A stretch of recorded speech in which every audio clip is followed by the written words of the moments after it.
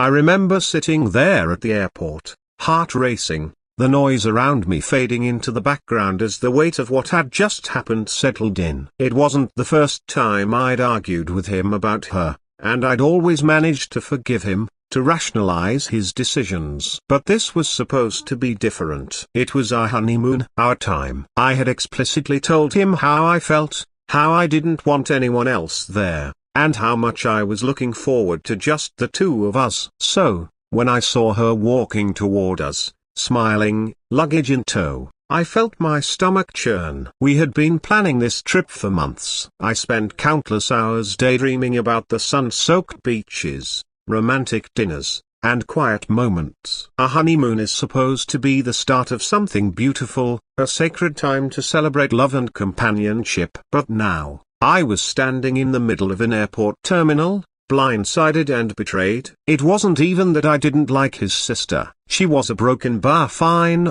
I guess. But she had a habit of inserting herself into every aspect of our lives. Birthdays, holidays, even casual weekends when I wanted it to be just the two of us. There she was, always smiling, always pretending to be this perfect, lovable person while undermining me in the most subtle ways. And I had told him about it so many times. He always brushed it off, saying I was overthinking things. But this wasn't overthinking, this was outright sabotage. I stood frozen for a moment, watching them exchange greetings. He was excited to see her, laughing like nothing was wrong. She hugged him like they were the ones going on a honeymoon, not us. My chest tightened, and I could feel tears pricking at the corners of my eyes. I couldn't believe it. After everything we had talked about, after how clear I had been, he still did this. He still invited her. I turned to him,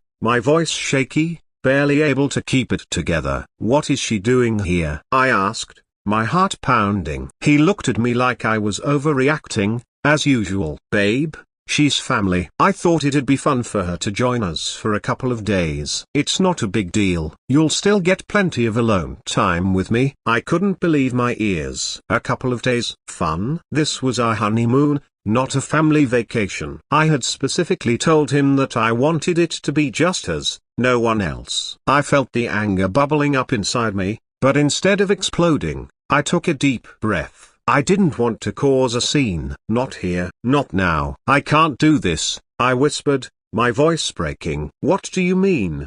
he asked, still acting oblivious. I couldn't even look at him anymore. I turned on my heel, grabbed my carry-on, and started walking toward the other end of the terminal. He called after me, but I didn't stop. I couldn't. If I stopped, I'd start crying, and I didn't want to give him the satisfaction of seeing me break down. I kept walking, my mind racing. This was supposed to be the trip of a lifetime, the start of our marriage. But instead, it felt like the end of something. A realization that he would never prioritize me, that I would always come second to his family, to his sister. I had to get away, away from him, away from the situation. I needed space to think, to breathe. I reached the other side of the terminal, my heart pounding in my chest. I found a quiet corner and sat down, trying to calm myself. Tears streamed down my face, and I wiped them away angrily. I didn't want to cry over this, over him, but the hurt was too much. As I sat there, my phone buzzed. It was a message from him. "Where did you go? Come back. We need to talk." Talk. What was there to talk about? He had made his choice. He had chosen his sister over me, over us. I stared at the message for a moment before turning off my phone. I wasn't ready to face him yet. I wasn't sure I ever would be. I pulled out my passport and stared at it. I could go anywhere. I didn't have to go on this trip with him. I could take control of the situation, take back my power. I didn't need him to have a good time. I could go on a solo trip, experience the world on my terms. I stood up, wiping away the last of my tears, and made my way to the airline counter. "Hi," I said, my voice still shaky. "I need to change my flight." The woman behind the counter looked at me sympathetically.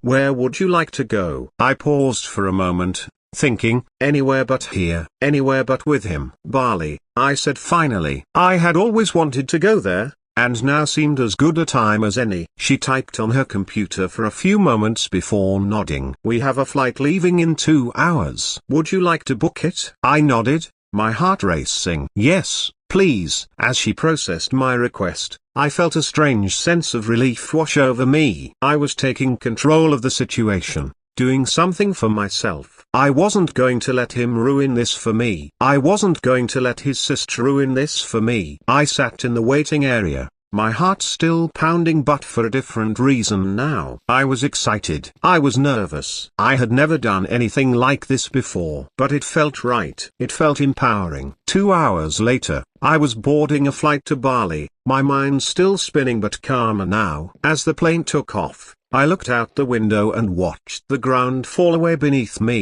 I didn't know what was going to happen when I got there. I didn't know what was going to happen when I got home. But for now, I was free. Free from the drama, the betrayal, the suffocating presence of his sister. I was free to be myself, to enjoy my life, to live on my own terms. The flight was long, giving me plenty of time to think. I replayed the events of the past few hours in my head over and over again. Part of me still couldn't believe what I had done, that I had actually ditched him at the airport and gone on a solo trip. But another part of me, a bigger part, felt proud. Proud that I had stood up for myself, that I had refused to let him ruin this for me. This was supposed to be a celebration of our love, our commitment to each other. But how could I celebrate when he couldn't even respect my wishes? When the plane finally touched down in Bali, I felt a surge of excitement. I had never been here before, and the idea of exploring a new place on my own was both thrilling and terrifying. But I was ready for it. I was ready to take on the world by myself,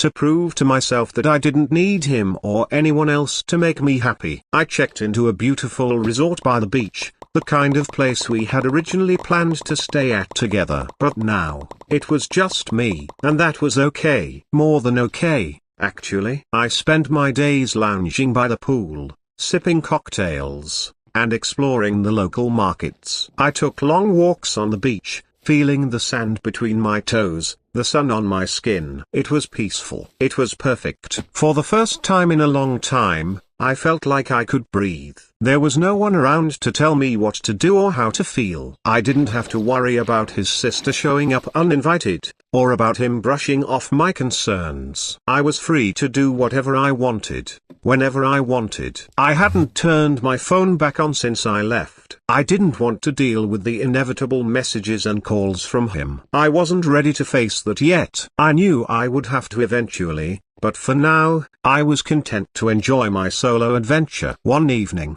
as I was watching the sunset from the balcony of my room, I found myself reflecting on everything that had happened. I still couldn't believe that he had done this, that he had chosen his sister over me. But in a way, I was grateful. Grateful that it had happened, because it had shown me something important. It had shown me that I was stronger than I thought. That I didn't need him to be happy. That I could stand on my own 2 feet and live my life on my own terms. When I finally did turn my phone back on, there were dozens of messages from him. Some were angry, accusing me of overreacting and ruining our honeymoon. Others were apologetic, begging me to come back, saying that he hadn't meant to hurt me. But none of them changed how I felt. I knew that when I got back home, we would have to have a serious conversation. I wasn't sure what would happen next, whether we would be able to move past this or not. But for now, I was at peace. I had taken control of my life, and that was enough.